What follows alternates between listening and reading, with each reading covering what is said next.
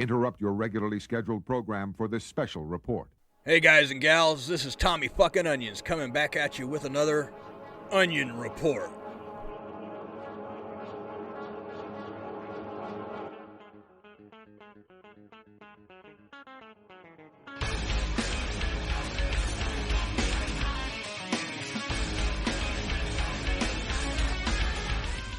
This is Tommy fucking Onions.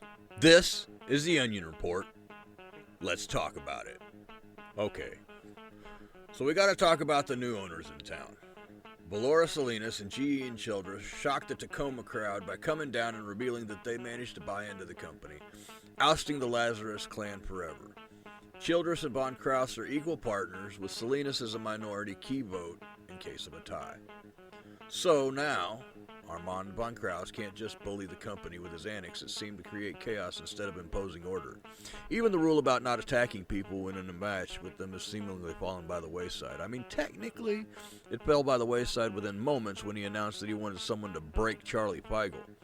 Not that it would have been a bad deed to have been done, but yeah, I said what I said. That dude sucks.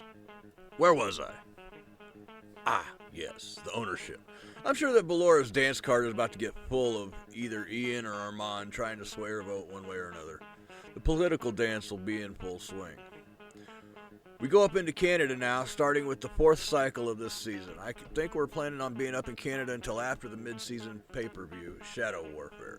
We begin with Vanguard at the Save-On Foods Memorial Center in Victoria, British Columbia. First match of the night is newcomer the Extreme Classic Justin Wingate taking on the future Kyle. What kind of classic is Justin? I wonder. I mean, it says Extreme Classic, so maybe he's one of those hardcore wrestlers who like to see himself and others bleed. I mean, if this is the case, then he's a man after my own heart.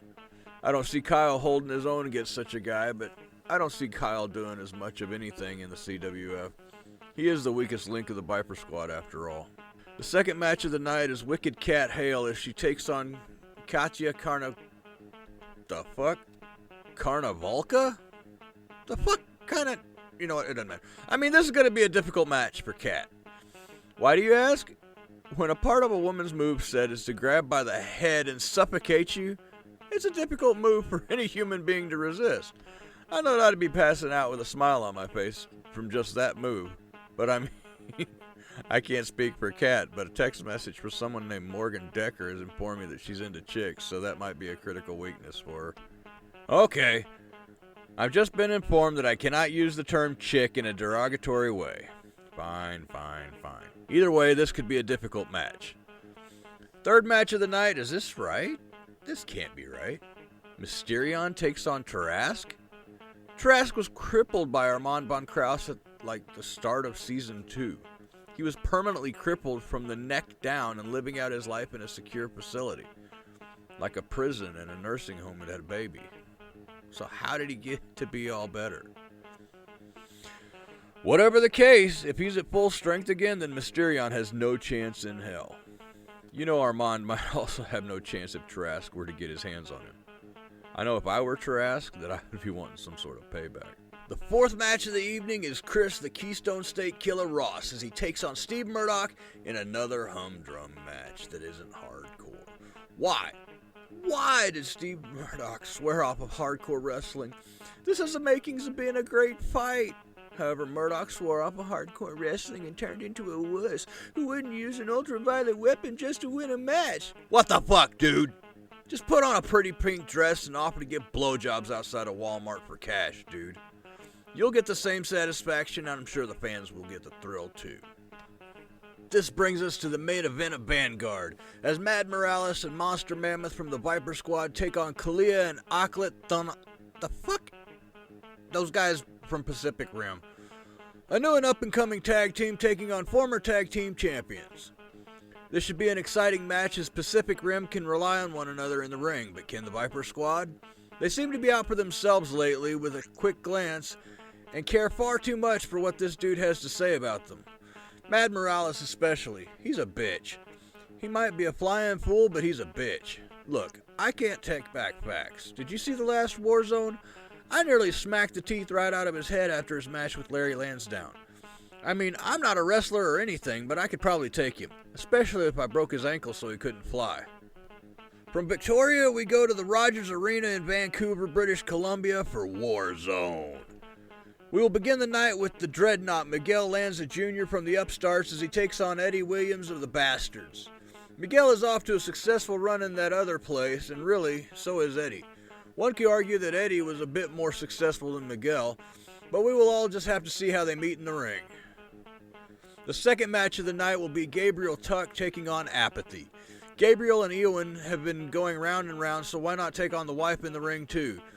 Bone brain tactic, if you ask me, as Apathy is more ruthless than even Ewan. This could go very badly for Gabriel, but it'll be fucking fun to see him try and get out of this one. The third match of the night is Eero Waters taking on Ian O'Rourke.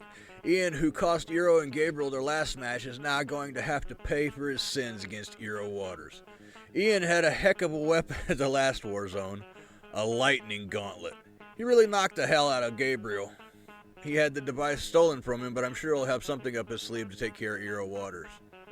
The fourth match of the night is Kara Reinhardt as she's sacrificed to Rob Riot. I don't want to belittle Kara's fighting ability. She's good. Damn good. But she can't hold up to the legend that is Rob Riot. He'll work circles around her before taking her down in preparation for his eventual match against Cronin. Which really gets me into the current conundrum. Well, Rob Riot earned his title shot at Shadow Warfare. Frank Windsor has also earned a title shot against Cronin as well. Who's actually going to get the title shot against Cronin, since I'm assuming that they aren't going to let both take him on at once? Personally, I think that my main man Frank should get the nod, but I'm just a journalist. What do I know? The fifth match of the night is my boy Frank Windsor taking on Father Nathan O'Connell. Nathan had last defeated Monster Mammoth in the ring with a Dragon Sleeper, taking the Peak of Freak down. Can he take down Frank? I don't think so. Frank is a fucking revolution. Frank is the fucking future of this sport. Frank is going to sweep through Nathan and anyone else the CWF can put him up against until he gets in that ring with Cronin Reinhardt for the Conquest Championship at Shadow Warfare. The main event of the evening is Greg Salazar, as he takes on Abigail Dresden for the Valor Championship. Both competitors have been on tears, defeating opponents after opponent in the ring, Greg working his way back to one day get another shot at the Conquest Championship. Abigail working to become relevant in the CWF so that her mom, Belora Salinas, will be proud of her. Lofty goals. Who do I think is going to win this match? I got to side with the veteran in the form of Greg Salazar on this one. He's got the skills to take Abigail down and show her that her shit does in fact stink.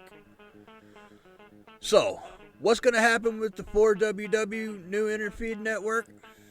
I don't know, but we sure live in exciting times. I'm all out of time. Remember, when you need the truth told, come to Tommy fucking Onions and the Onion Report.